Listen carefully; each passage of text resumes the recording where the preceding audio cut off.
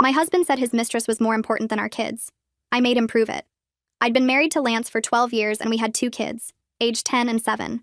Everything was normal until he started working late every Thursday. Said his company had these new weekly strategy meetings that went until midnight. I didn't question it because he'd always been ambitious about getting promoted. He'd come home smelling like cologne instead of his usual coffee smell, but I figured he was trying to impress the bosses. Then our daughter, Mia, mentioned that Daddy had picked up a lady from their school during pickup time last week. She was Mrs. Rivera, the new art teacher who just transferred from another district. Mia said Daddy gave her a ride and they were laughing a lot. When I asked Lance about it, he said her car broke down and he was being helpful. Made me feel crazy for even bringing it up. The Thursday meetings continued for 3 months. Then Lance started having Saturday golf trips with clients, Sunday brunches with investors. Our son Jake asked why Daddy never came to his soccer games anymore. Lance said making money for the family was more important than watching kids run around. That stung, but I let it go. One Thursday, I decided to surprise Lance at his office with dinner since he'd be stuck in meetings. The security guard said Lance left at 5 like always. No meetings on Thursdays. Never had been. I drove around for an hour trying to process this, then went to Mrs. Rivera's apartment complex because something in my gut just knew. His car was in her guest spot. I sat there for 3 hours until he came out. When he got home, I confronted him. He didn't even deny it. He actually said I should be grateful he found Gloria because she made him happy, which made him a better father. He said when he's happy, everyone benefits. I asked how long it had been going on. He said 6 months, since her welcome party at the school where I had introduced them. The next morning, Lance told the kids he had a special friend who made him smile and they'd be meeting her soon. Jake asked if she was why Daddy missed his games.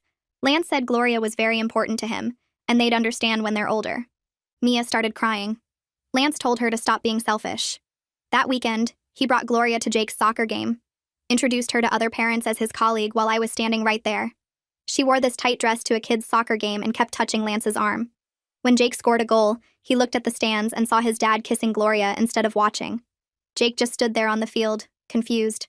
Lance missed it completely. The next week, Lance announced Gloria would be joining us for family dinner every Friday. He said the kids needed to get comfortable with her since she'd be around permanently. When I said absolutely not, he said I didn't get a vote because Gloria made him feel alive, and the kids needed to see what real love looked like. He actually said our marriage was a good example of settling, and Gloria was an example of passion. At the first dinner, Gloria sat in my spot.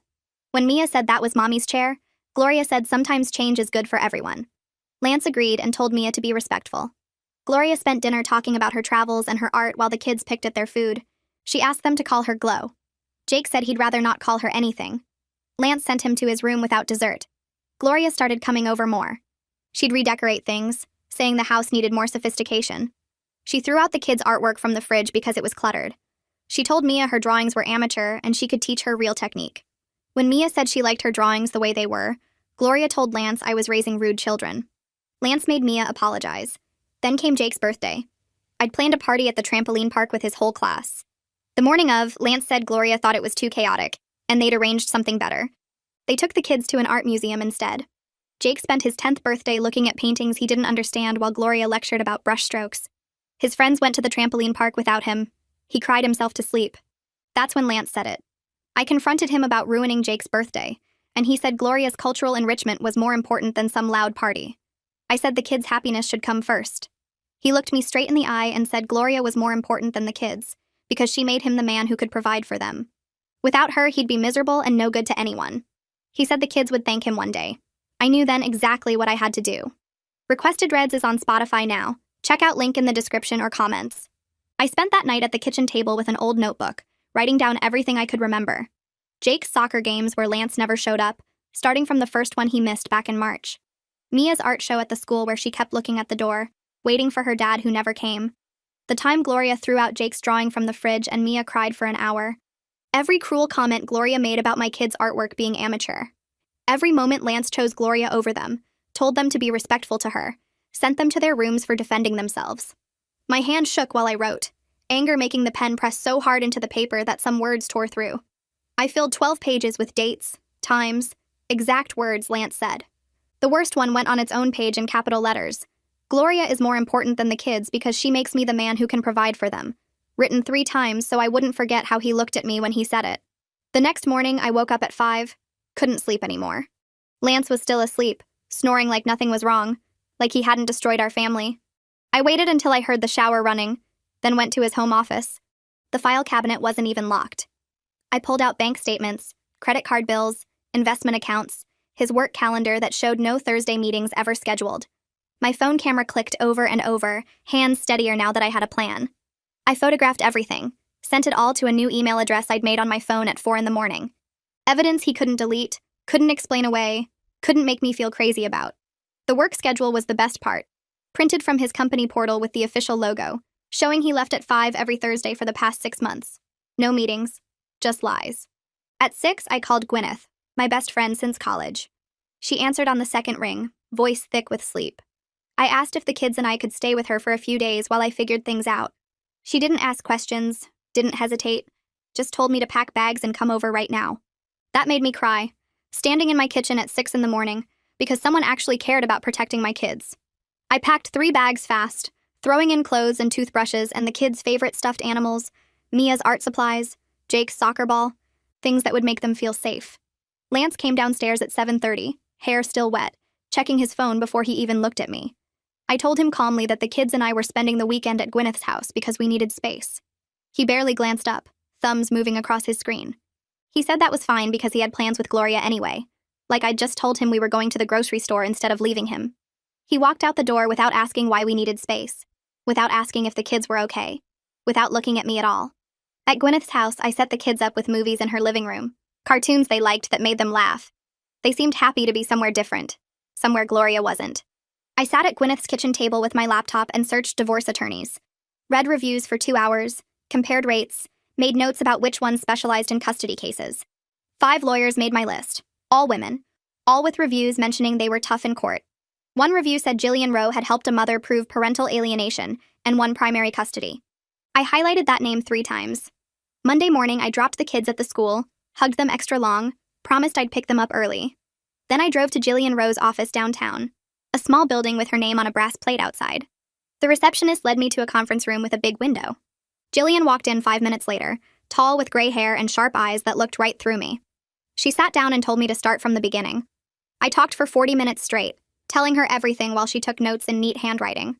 When I finished, she put her pen down, looked me straight in the eye and said, "We can protect your children." Those exact words. I almost cried again. Jillian explained that Lance's own words about Gloria being more important than his kids would destroy him in custody court.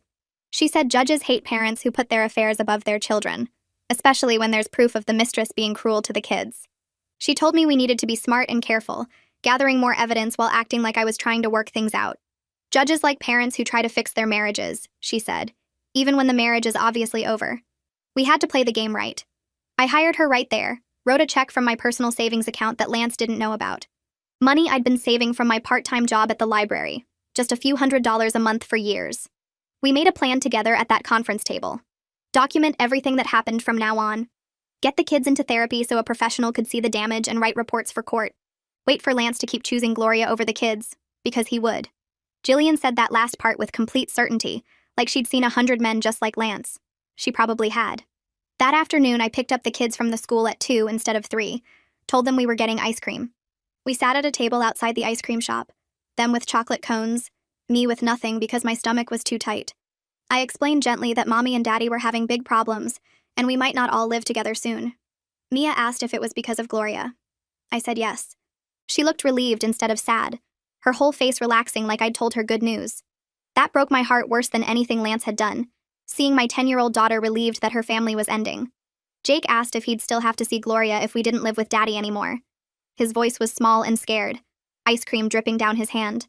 I promised him I would do everything in my power to protect both of them from her. He put his cone down and hugged me so tight I could barely breathe, his small arms around my neck, holding on like I might disappear. I hugged him back and realized my kids had been waiting for me to do something, to protect them, to choose them over keeping the peace. They'd been waiting for months while I tried to make it work, and I'd let them down by waiting so long. I went online that night after the ice cream, after the kids were finally asleep, and searched for family therapists who worked with children going through divorce. I needed someone who understood what my kids were dealing with, someone who could help them and also document what was happening for court. I read through websites for over an hour, looking at credentials and reviews, trying to find the right person. One name kept coming up in positive reviews: Curtis Walker, a therapist who specialized in helping kids process parental affairs and family breakdown. The reviews said he was gentle with children but thorough in his documentation, which was exactly what I needed. I called his office first thing the next morning, before the kids woke up and got his receptionist. I explained that I had 2 children, 10 and 7, who were dealing with their father's affair and the mistress being cruel to them. I told her I needed someone who could help the kids, but also provide documentation for custody proceedings. She was quiet for a moment, then said Curtis had openings later that week and would be happy to help. She scheduled Mia for Wednesday afternoon and Jake for Thursday, back-to-back appointments so I wouldn't have to make multiple trips. I thanked her and hung up, feeling like I'd taken another step toward protecting my kids. That same morning, Jillian called me. She said staying at my friend's house looked like I was abandoning the marital home, which could hurt my custody case. Judges didn't like it when one parent left the house with the kids because it looked like you were trying to keep them from the other parent, even if that parent didn't care. She told me to move back home immediately and document everything that happened there instead. I didn't want to go back, didn't want to see Lance or have the kids around Gloria again, but I understood the strategy. We packed up our things at Gwyneth's house that afternoon and I drove us home. Lance's car was in the driveway when we pulled up, which surprised me because it was only 3 in the afternoon on a Tuesday. I got the kids inside and started unpacking our bags while they went to their rooms. Lance came downstairs around 5, glanced at us like he'd barely noticed we'd been gone and went to the kitchen to make coffee. He didn't ask where we'd been or if the kids were okay. He just made his coffee and went back upstairs to his office. That night, around 6, the doorbell rang. I answered it and Gloria walked in without waiting for an invitation, carrying a bag of takeout food.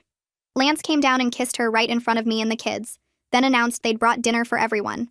I pulled out my phone and took time-stamped photos of her in our house, of Lance kissing her in our entryway, of the 2 of them setting up dinner like they owned the place. I made sure the timestamps were clear and sent them to Jillian immediately. Dinner was worse than I expected. Gloria sat at the table and immediately started watching how Mia ate, making little faces every time my daughter took a bite. Halfway through the meal, Gloria put down her fork and looked at Mia with this fake concerned expression. She said Mia needed to work on her table manners, that the way she held her fork was wrong and she chewed too loudly. She actually said my 10-year-old daughter needed etiquette lessons, like Mia was some kind of project that needed fixing. Lance jumped in immediately, agreeing with everything Gloria said, nodding along like she was making perfect sense. He told Mia that Gloria was just trying to help her become more sophisticated, that she should be grateful for the attention. I watched my daughter's face crumble, saw her eyes fill with tears that she was trying so hard not to let fall. Mia put her fork down and stared at her plate, not eating anymore, just sitting there trying not to cry. I smiled politely at Gloria, said something neutral about how every family has different styles, and made mental notes of every single word for Jillian. I noted the time, what was said exactly, how Lance backed Gloria up without hesitation, and how Mia reacted. I would write it all down the second the kids went to bed. After dinner, I got the kids ready for bed, reading to Jake and tucking in Mia, making sure they felt safe even though I knew they didn't. Once their doors were closed and I heard their breathing settle into sleep, I went back downstairs. Lance was on the couch watching TV with Gloria curled up next to him. I stood in the doorway and told him clearly that Gloria was not welcome in our home anymore until we'd worked through our marriage problems. I kept my voice calm and reasonable, exactly like Jillian had told me to do. Lance looked at me and laughed. Actually laughed like I'd told a joke.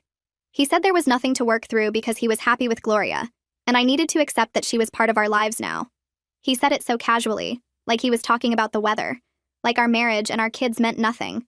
Gloria smirked at me from the couch and Lance put his arm around her. I had my phone in my pocket, recording everything, the microphone pointed toward them. I let him talk, let him say everything about how Gloria made him happy, and I just needed to get over it and accept the new reality. I recorded every word, then excused myself and went upstairs to email the audio file to Jillian before I went to bed. The next day, I drove to Jillian's office with the recording on my phone.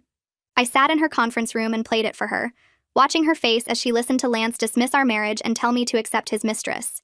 When it finished, Jillian smiled. Not a happy smile, but a satisfied one. She said Lance was making our case for us by being so obvious about his priorities, so blatant about choosing Gloria over everything else.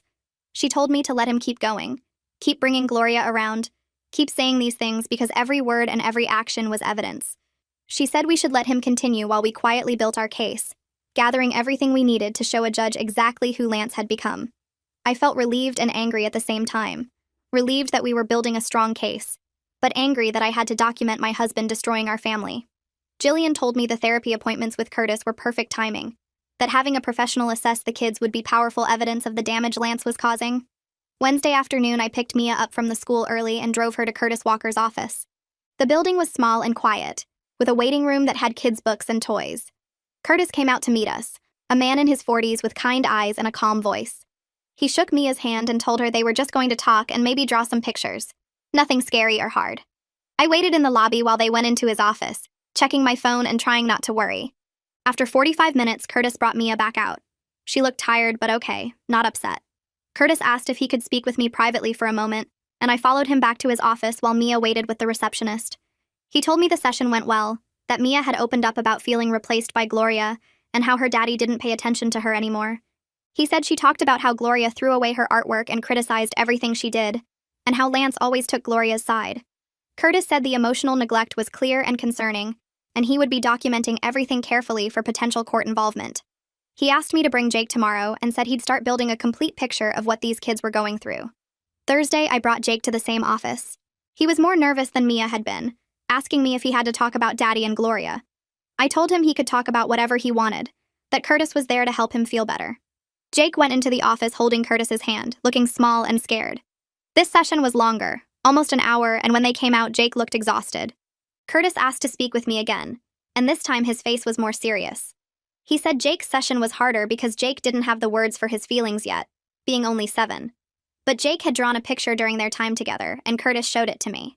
The drawing showed our family, but Lance and Gloria were on one side holding hands, and the 3 of us were on the other side, with a thick black line separating the 2 groups. Jake had drawn the line over and over, making it dark and heavy, creating a wall between his father and the rest of us. Curtis said the drawing spoke volumes about how Jake understood the family split, how he saw his father choosing Gloria over him and his sister and me. He said he'd keep the drawing for his files and continue documenting both children's progress and distress. I started keeping a detailed journal of every single interaction after that. When Lance missed Jake's soccer practice on Saturday because he was taking Gloria to dinner downtown, I wrote it down with the date and time. When Lance told Mia he couldn't attend her school art show because it was the same night as Gloria's gallery opening and obviously Gloria's event was more important, I documented his exact words and Mia's reaction. When Lance promised to take the kids to the park on Sunday, but spent the day with Gloria instead, leaving them sitting by the door waiting for him until I finally told them he wasn't coming, I wrote down every detail. I took photos of the kids' disappointed faces, of text messages from Lance canceling plans, of times he said he'd be home but showed up 6 hours late smelling like Gloria's perfume. I created a file on my computer with everything organized by date, every broken promise and every choice he made that hurt our children. Jillian told me this documentation would be powerful in court, showing a pattern of neglect and broken trust that no judge could ignore. 2 weeks into therapy, Curtis called me to his office without the kids. He sat me down and told me both children were showing clear signs of emotional distress directly related to their father's behavior and Gloria's presence in their lives. He said Mia was developing anxiety about going home, worried about what Gloria might criticize or throw away next. Jake was having trouble sleeping and had started acting out at the school, getting into fights with other kids when he never had before. Curtis said the damage was real and measurable, and it was getting worse the longer they stayed in that environment. He offered to write a professional assessment for custody proceedings, a detailed report about what he was seeing and how Lance's choices were harming his children. I accepted immediately, thanking him for being willing to help us. He said he'd have the assessment ready within a week, and it would clearly state that the children needed to be removed from the situation for their mental health and well-being. That weekend, Lance made his big announcement. He came home Friday night with Gloria and gathered us all in the living room like he had important news to share. He said Gloria's lease was ending next month and it didn't make sense for her to get a new place when she was at our house all the time anyway. He said she was moving in with us, moving into our home permanently, and we all needed to accept it. I felt my stomach drop, felt rage build up in my chest. I told him absolutely not, that Gloria was not moving into our house where our children lived. Lance looked at me with this cold expression and said I didn't get to control his life anymore, that this was his house too, and he could have whoever he wanted living here. Gloria smiled at me from behind him, and I knew she'd been planning this, pushing for this, wanting to take over our home completely. I didn't argue anymore that night because I knew it wouldn't matter. Instead, I went upstairs and called Jillian, telling her what Lance had just announced. She said this was actually good for our case because it showed Lance prioritizing his mistress over his children's emotional well-being in their own home, and we should let him proceed while we prepared to file for divorce and emergency custody. I grabbed my phone and dialed Jillian's number with shaking hands. She answers on the second ring, and I tell her what Lance just announced about Gloria moving in. There's a pause. Then she says, "This is actually perfect for our case." She explains that Lance moving his mistress into the family home while the kids are living there shows he's putting his relationship before their emotional well-being. She tells me to send her an email tonight documenting my objection to Gloria moving in, making it clear I told Lance no and he's doing it anyway. Then she says we let him proceed with this terrible decision while we file for divorce and emergency custody. Her voice is calm and strategic, like she's seen this pattern 100 times before. I thank her and hang up, feeling slightly less panicked now that I have a plan.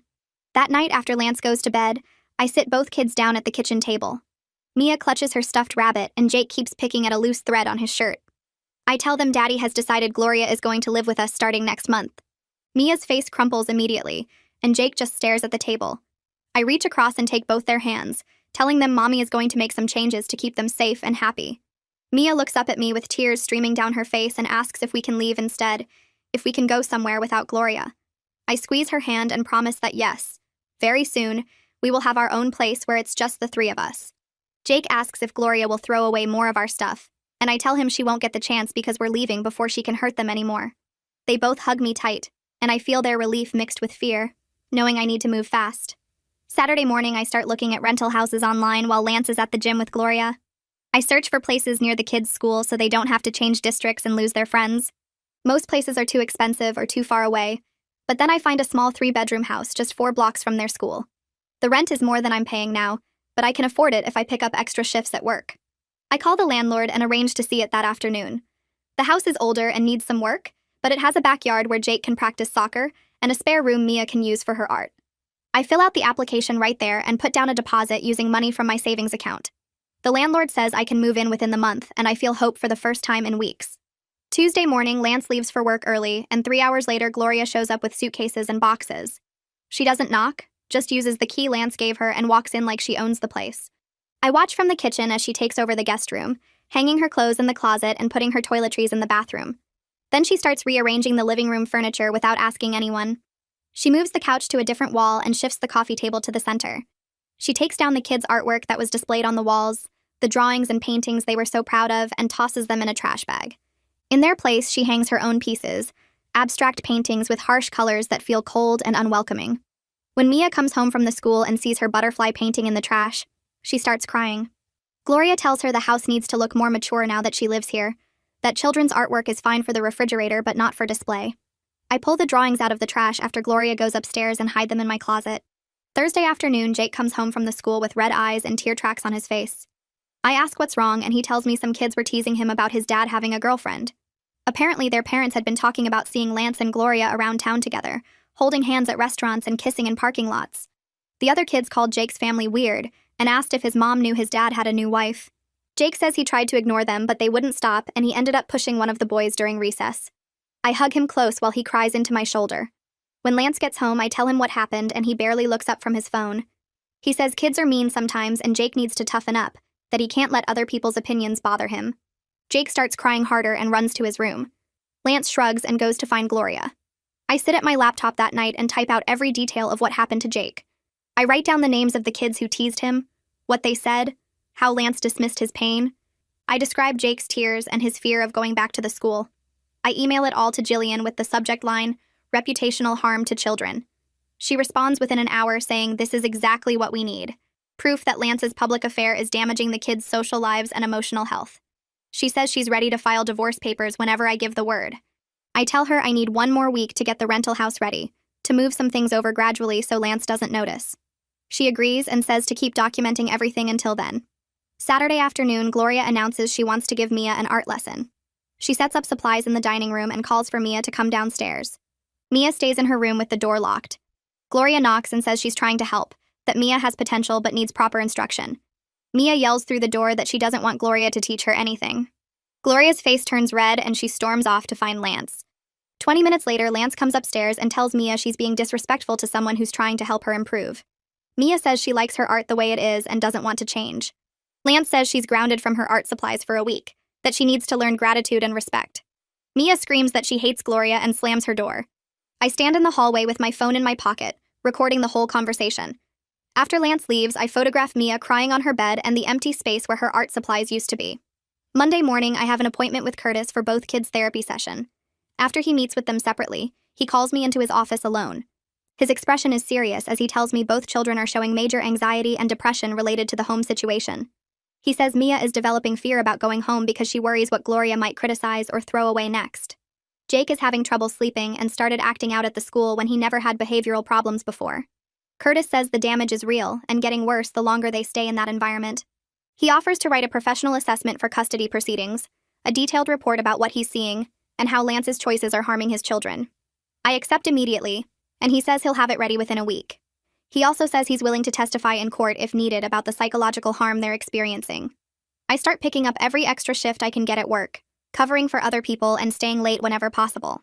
At night after Lance falls asleep, Gwyneth comes over and helps me pack boxes. We work quietly, filling boxes with clothes and toys and kitchen items Lance won't notice missing. I take them to the rental house in small loads, setting up the kids' rooms first so they'll have familiar things waiting for them. Gwyneth keeps telling me how proud she is that I'm protecting my kids, that I'm doing the right thing even though it's scary. She helps me move my clothes and books, picture frames and dishes, all the personal items that make a house feel like home. Lance never notices the gradual emptying of our shared space because he's too busy with Gloria. Friday night, Gloria hosts a dinner party at our house for her art teacher friends. She sends out invitations and plans the menu without asking me. 6 people show up carrying wine bottles and acting like this is Gloria's home. She introduces Lance as her partner while I'm standing right there in my own kitchen. The guests look uncomfortable, glancing between Gloria and me with confused expressions. One woman asks how long Lance and I have been separated, and Gloria laughs, saying they're working on that part. I smile politely and serve appetizers, making mental notes about how Gloria is already acting like a wife in front of witnesses.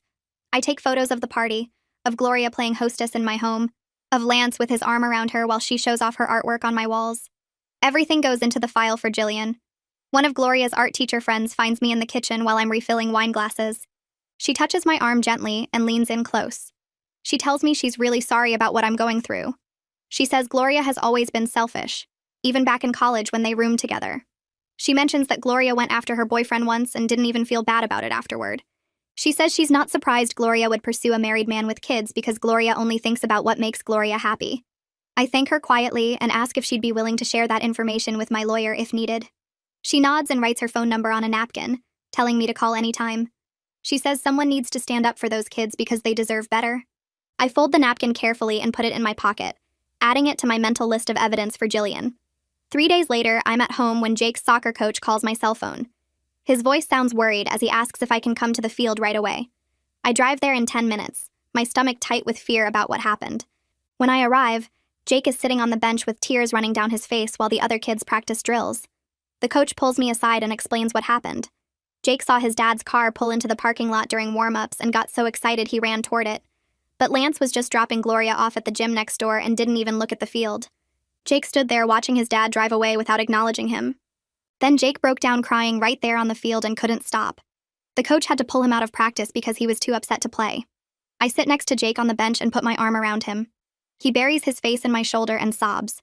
I explain to the coach quietly that we're going through a difficult divorce, and his father has been prioritizing other things over the kids. The coach nods with understanding and concern in his eyes. The coach walks with us to my car after Jake calms down enough to leave. He mentions that he's noticed big changes in Jake over the past few months. He says Jake used to be one of the most excited kids on the team, always first to practice and giving maximum effort. Now Jake barely participates and seems sad most of the time. He says Jake's performance has dropped significantly, and his enthusiasm for soccer has basically disappeared. The coach asks carefully if there's anything he can do to help. I tell him honestly that I'm building a custody case, and any documentation of how Lance's behavior has affected Jake would be helpful. The coach says he'll write a detailed statement about the changes he's observed in Jake's behavior and attitude. He mentions specific examples of Jake's declining performance and emotional state during practices and games. He says he'll email it to me by tomorrow because kids shouldn't have to go through this kind of pain. I thank him with tears in my eyes and drive Jake home. The next morning, I call Jillian's office and schedule an appointment for that afternoon. I spend 2 hours organizing everything into folders. Curtis's psychological assessments of both kids with detailed notes about their anxiety and depression. The coach's statement about Jake's declining performance and emotional breakdown. My documentation of every incident, every missed game, every cruel comment Gloria made. The recording of Lance saying Gloria is more important than the kids. Photos of Gloria throwing out the kids' artwork and taking over our home. Screenshots of texts and emails.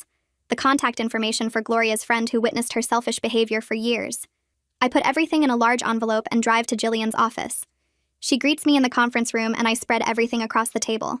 She picks up each piece of evidence carefully, reading through Curtis's assessments first. Her expression gets more serious as she reviews the coach's statement and listens to the recording. She looks at the photos of the kids' artwork in the trash and Gloria's dinner party at our house. She reads through my detailed timeline of events with dates and times. When she finishes reviewing everything, she sits back in her chair. Jillian tells me we have a really strong case for primary custody with limited visitation for Lance. She says the combination of professional assessments, witness statements, recorded admissions, and documented patterns of neglect creates a picture that family court judges take very seriously.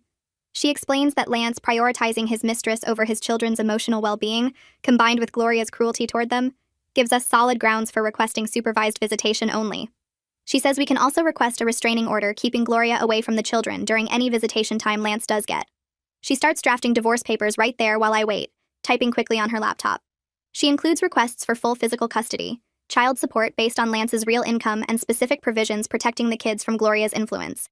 She prints everything out and shows me each section, explaining what it means and why it matters. She says she'll file the papers this week and have Lance served. She tells me to prepare for him to react badly, but to stay calm and document everything he does. She reminds me that his behavior will only help our case. Friday morning arrives and Lance leaves for work at his usual time. I wait until his car disappears down the street before I start moving. I take the kids to the school like normal, hugging them both extra tight before they go inside. Then I drive back home and load the last boxes into my car. Gwyneth meets me at the house with her truck and we work quickly, carrying out the remaining furniture and belongings. We take the kids' beds, their dressers, the kitchen table Lance never noticed was mine before we got married. We pack up all the personal items, family photos, anything that makes this house feel like ours. The rental house already has most of our stuff from the gradual moves over the past weeks. This is just the final load, the last pieces of our life here. I leave the divorce papers on the kitchen counter where Lance will see them immediately when he comes home. I write a short note on top that says we're done, and he can contact me only through Jillian. I take my phone to the carrier store and get a new number, giving the new contact information only to Jillian, the school, and a few trusted friends. I block Lance's number on my old phone before I cancel the service. Then I drive to the rental house and start unpacking. Jillian calls me less than an hour after Lance would have gotten home. She sounds calm, but I can hear the satisfaction in her voice. She says Lance called her office furious and yelling, demanding to know where his kids are. He apparently threatened to call the police and report me for kidnapping. Jillian told him calmly that his children are safe with their mother, who actually prioritizes their well-being over her romantic relationship. She informed him that he'll be served with official divorce papers and he can respond through his own attorney. She said he needs to communicate only through legal channels from now on. She tells me he hung up on her after shouting that I'll regret this. She says his reaction is perfect for our case because it shows his focus is on control and anger, not concern for his children. She reminds me not to respond to any attempts he makes to contact me directly. She says everything goes through her office now. I leave early to pick up the kids from the school, wanting to be there the moment they come out. When they see me waiting by the car, they run over with their backpacks bouncing. I drive them to our new house, taking the long way so they can see it's still in their same neighborhood near their school and friends. When we pull into the driveway, I tell them this is our new home. I unlock the front door and let them explore. Mia finds her room first and actually cries when she sees it. Happy tears this time. Her bed is set up exactly how she likes it with her favorite blankets and stuffed animals. Her art supplies are organized on shelves along one wall. Her drawings are hanging on a bulletin board, the ones Gloria threw away that I'd saved from the trash. She hugs me so tight I can barely breathe. Jake discovers his room next and immediately notices his soccer trophies on display and his posters on the walls. He asks if we can put his drawings back on the fridge now. I tell him absolutely, and we walk to the kitchen together.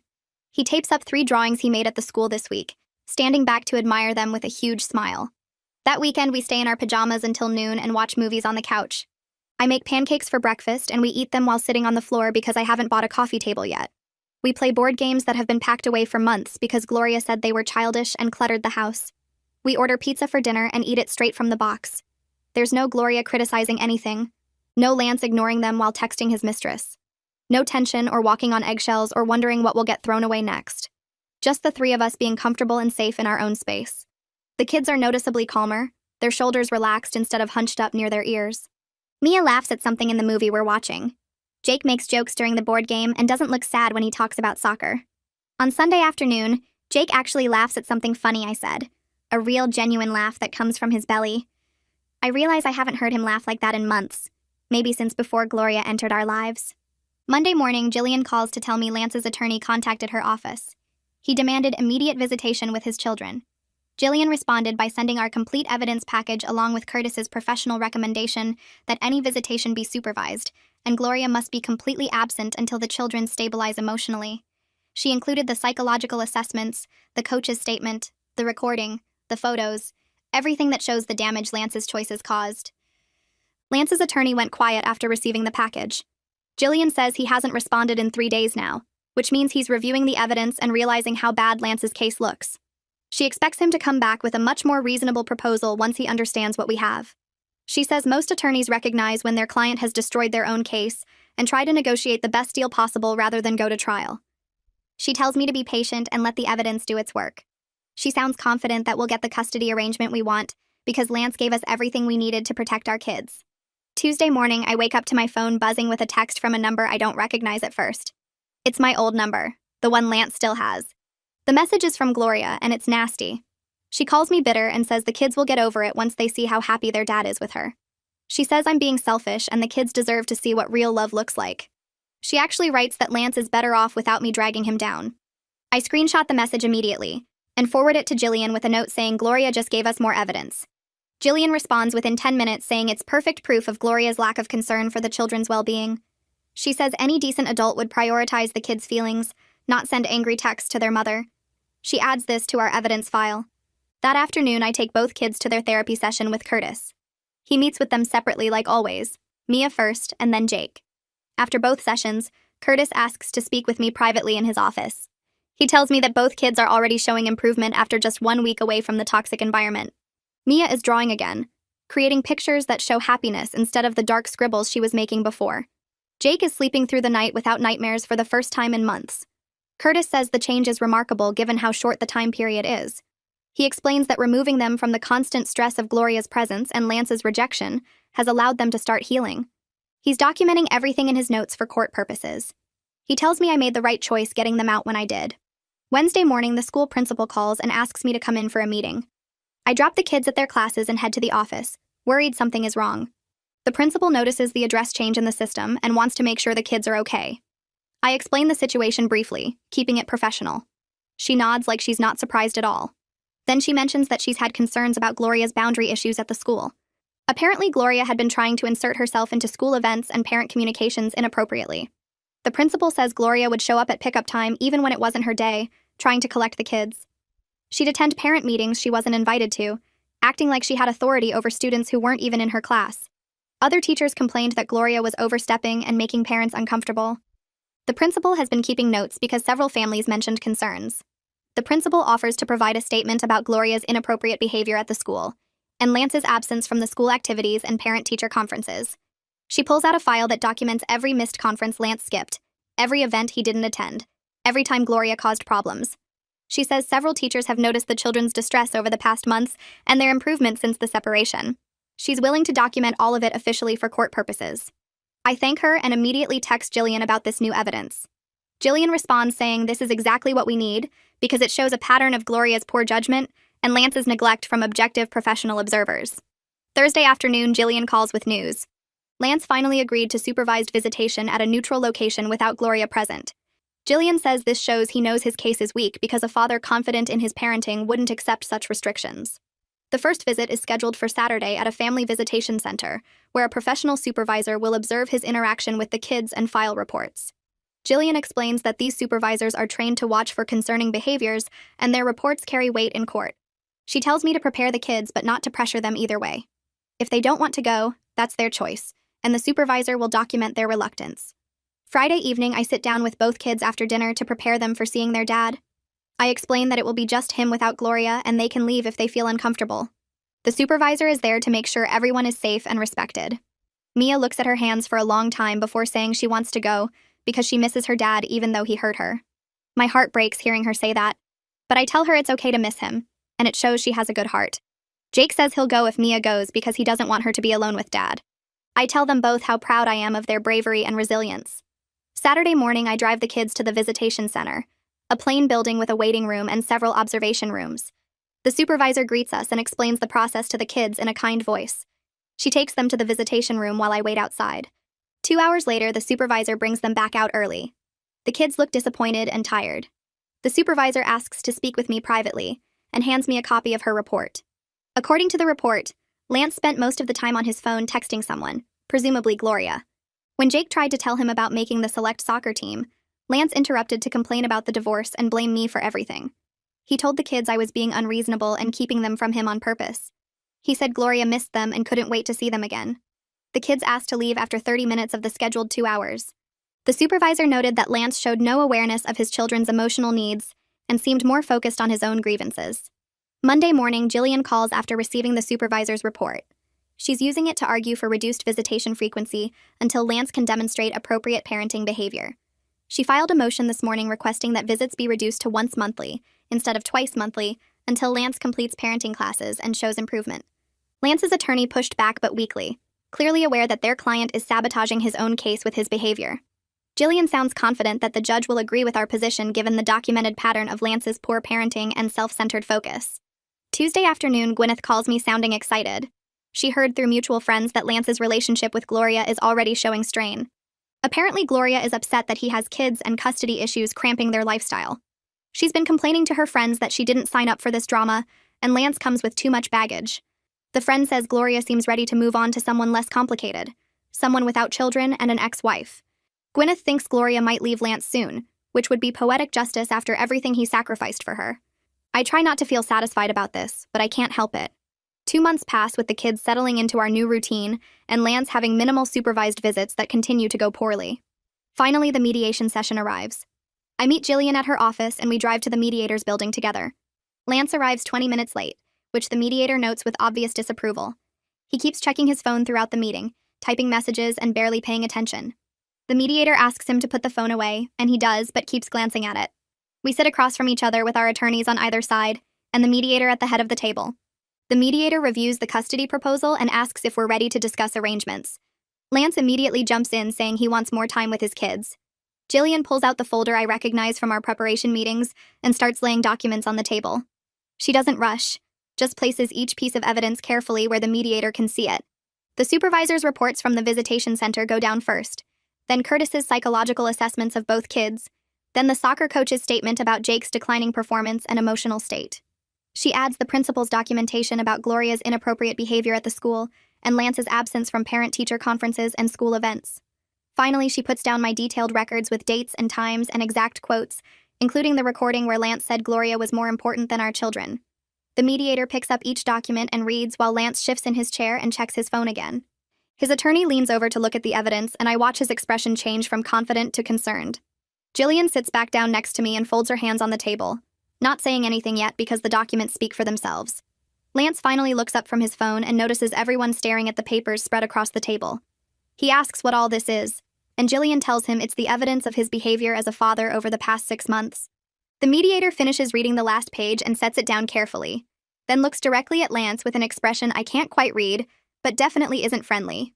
She asks Lance if he'd like to respond to any of the documented incidents before they continue. He opens his mouth, but nothing comes out at first. Then he says the documents make things sound worse than they are. The mediator asks him to explain how telling his children that his mistress is more important than them could sound better in context. Lance's face goes red and he says that's not what he meant, that I must have recorded him wrong or taken it out of context. Jillian reaches into her bag and pulls out a small recorder, asking if he'd like to hear the actual audio. His attorney puts a hand on Lance's arm and shakes his head slightly, clearly telling him to stop talking. The mediator writes something on her notepad, and the sound of her pen scratching paper fills the quiet room. She looks up and addresses Lance directly, telling him that his behavior has been detrimental to his children based on the professional assessments and documented evidence. She asks him what he thinks is more important, his relationship with Gloria or his relationship with his kids. The room goes completely silent, and I can hear Lance breathing next to me across the table. He sits there frozen, and I watch him actually think about his answer like it's a difficult question. The pause stretches out for 5 seconds, then 10, then 15, and in that growing silence, everyone in the room understands exactly what his hesitation means. His own attorney looks away and shakes his head, clearly disgusted with his client. The mediator makes another note on her paperwork, and the scratching sound seems louder this time, more final. Jillian glances at me, and I see the smallest hint of satisfaction in her expression because we both know Lance just destroyed whatever chance he had. He finally says he loves his children, but Gloria makes him happy, and he can't just end that relationship. The mediator asks if he understands that his children's therapist has documented significant emotional distress directly caused by Gloria's presence in their lives. Lance says the kids will adjust once they get to know her better, that they're just being difficult because I've turned them against her. The mediator closes the folder in front of her with a firm snap that makes Lance jump slightly. She tells us she's reviewed all the evidence and heard both sides, and she's ready to make her recommendation to the court. Lance sits up straighter like he thinks this might go his way somehow. The mediator says she recommends primary physical custody to me with supervised visitation for Lance every other weekend. Lance starts to protest, but she holds up her hand and continues talking. The visitation is contingent on him completing parenting classes and individual therapy to address his priorities and behavior patterns.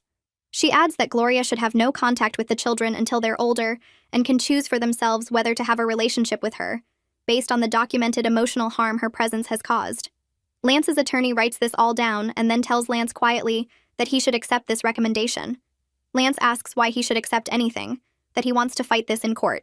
His attorney explains that a judge will likely be even less sympathetic given the evidence, and that fighting this will cost him a lot of money, and probably result in an even worse outcome. The attorney says the words carefully like he's talking to a child who doesn't understand consequences. Lance looks at me across the table and his expression is pure anger, like I'm the villain in this situation instead of the person protecting our children from his selfish choices. The mediator asks if he's willing to sign the agreement or if he wants to proceed to trial. His attorney nudges him and Lance grabs the pen roughly, signing his name on the paperwork with hard strokes that nearly tear the paper. He glares at me the entire time and I meet his eyes without looking away because I have nothing to be ashamed of. The mediator collects the signed documents and tells us the court will review and finalize everything within the next few months. We all stand up and Lance storms out without saying anything to anyone. His attorney apologizes to the mediator and to Jillian before following his client out. Jillian packs up her documents and tells me this went exactly as well as we hoped. I feel relief wash over me but also exhaustion from holding myself together through the whole meeting. 3 months pass with paperwork and court filings, and finally the divorce is finalized with the custody arrangement exactly as the mediator recommended. I have primary custody, Lance has supervised visits twice a month, and he's required to pay child support that actually reflects his real income, now that the court examined his finances properly. The judge added the requirement that Gloria have no contact with the children, which is written into the official court order. I get the final papers in the mail and sit at my kitchen table reading through them, making sure everything is correct. 2 weeks after the custody agreement is finalized, Gwyneth calls me sounding excited about some gossip she heard. She tells me that Gloria broke up with Lance, apparently deciding that a man who lost his family for her, but then resented all the consequences, wasn't worth the trouble. Gwyneth's friend saw Gloria at a restaurant with a different guy, some architect with no kids and no baggage. I try not to feel satisfied about this, but I completely fail, because the justice feels too perfect. Lance gave up his family for someone who didn't even want him once the reality set in. A few days later, I get an unexpected call from Oscar, Lance's boss at work. He apologizes for not realizing what Lance was doing during work hours, and how it affected our family. Oscar mentions that Lance's work performance has declined significantly over the past few months, and there have been multiple complaints about his unprofessional behavior with Gloria at company events. He says this carefully like he's trying to be diplomatic, but wants me to know that Lance's choices are catching up with him professionally too. I thank Oscar for calling and tell him I appreciate his concern for our family. 4 months after the separation, both kids are doing so much better. Mia is creating art again without anyone criticizing her work or throwing it away, and she even entered a school art competition that has her really excited. Jake made the select soccer team and plays with genuine joy instead of that anxious look he used to have when scanning the stands for his dad. They still have hard days when they miss having their father around properly, but the constant anxiety that used to fill our house is completely gone. Curtis tells me in our check-in meetings that both kids are making excellent progress in therapy and showing real resilience. Lance's supervised visits remain a problem because he cancels frequently, shows up late when he does come, and still seems more focused on his phone than on his children. The supervisor's reports document his ongoing failure to prioritize time with Jake and Mia, noting that he spends visits complaining about the divorce rather than engaging with them.